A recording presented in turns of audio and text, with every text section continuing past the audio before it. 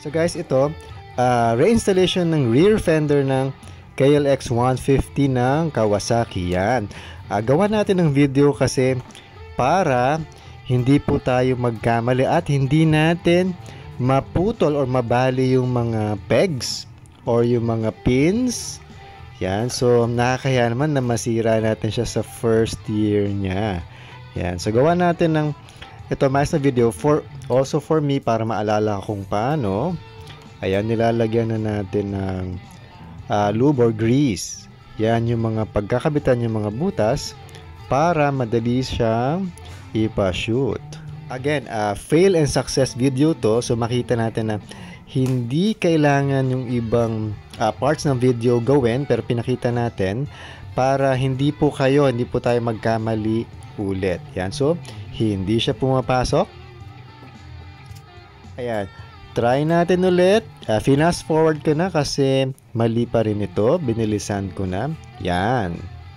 So madali naman natin na figure out na kailangan tagalin itong rubber gaskets ng rear fender. So tinanggal natin yung isa. Yan. Kailangan siyang ikabit ng hiwalay. Yan. So kabit muna natin. Doon. Pag tinanggal mo kasi yung rear fender the first time, at least for me, sasama yung rubber gaskets. Yan. So kailangan mo siyang tanggalin isa-isa muna at ibalik ng isa-isa rin. Yan.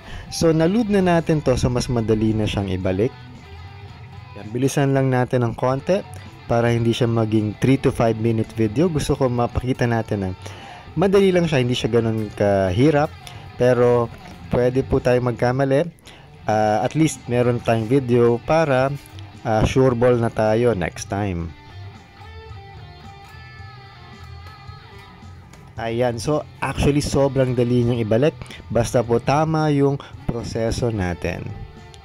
Yan, ang tornilyo po niya is may separate na washer bushing para hindi po agad mabasag yung plastic. Para po may extra support yung fender natin bago higpitan yung bolts. At hindi siya basta-basta mabasag. Fast forward lang natin ulit yung mga tightening na parts. Yan. Wag masyadong mahigpit, yung tama lang.